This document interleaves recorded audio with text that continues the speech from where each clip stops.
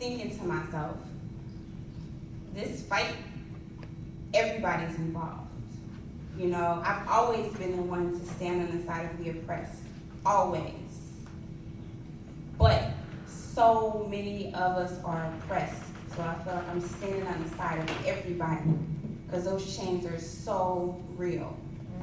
And I feel like it's a responsibility for each of us to check and balance one another, because it's become something that we live and breathe every day. And we have nothing to lose but those. And if we're gonna fight this fight, then we're gonna have to be mindful that the fight is a marathon. That's right. I think I had a question over here. It was just one small, brief thing that I wanted to tell the very Reverend Kinman. Old Tim Wines. I just wanted to say that I have seen you speak on TV, and I've seen you be on the front line, and I think the presence of the church is so important, because the church has learned how to just sit in their church and only serve their church. Talk to him. And I'm at a church right now where I'm in conflict. I'm trying to figure out where should I stay anymore, because I'm much more of a I need to be on the grounds type person.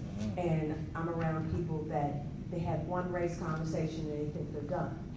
And I can't, being the token black chick, continue to facilitate the conversation, because I'll get so fed up and so crazy that all they see is every black chick. So I'm not going to put myself in that position. And not every race dialogue, not every sexism dialogue can even be handled by the person that's, you know, experiencing it. White people, people of other races have their own race card to throw down and stand up for the other.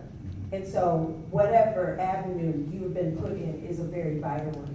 And if you know other people that don't even think that this is a this is a vital and crucial thing that's happening, and they just want to blow it off, I mean, you're the one that they can have a conversation to maybe.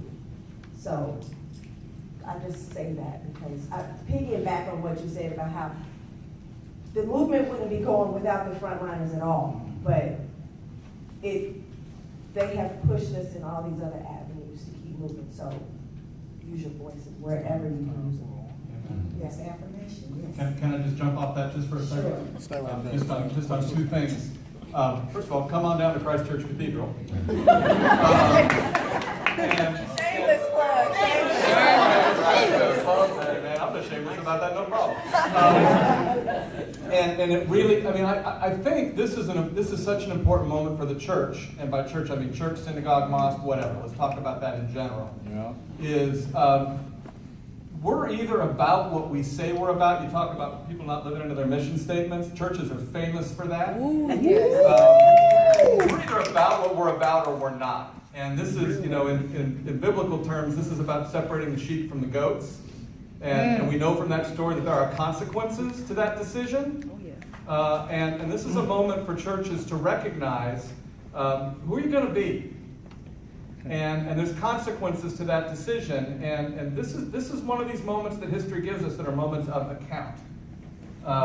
And there was a moment that happened really early on with the gathering of clergy. Bishop Derek Robinson met with a gathering of clergy just a couple days after Mike Brown was killed.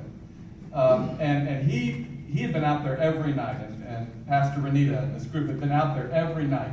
And they came and talked to people like me who had not been out there, and basically said what she said: you've been sitting in your churches, and if you think you're going to go out there right now when the cameras are here and preach to them, you've got another thing coming. You need to go out there and let them preach to you, because this is the gospel that's on the streets. Exactly. And we got to do that. We got to do that. The other thing is like you mentioned, having a group of 100 high school students. There are leaders, and you see this happening not just in St. Louis, but in Indianapolis, all over the country. There are leaders that this movement is raising up, and it's the same thing that happens in movements. And you know, Brittany, you said rightly, this is a marathon, not a sprint. I do work with women who have suffered sustained trauma with sexual abuse at Protocol Magdalene, St. Louis. And a really moving piece of that is you have women who survived that and they tell their stories. And they're incredibly moving and they're inspiring, and it's easy to forget that every time you've been through trauma and you tell your story, there is a personal cost. Because you are reliving that trauma. And when you talk about how we can't do this without the people on the front lines, we need to look at how are we going to help sustain these leaders for the long haul.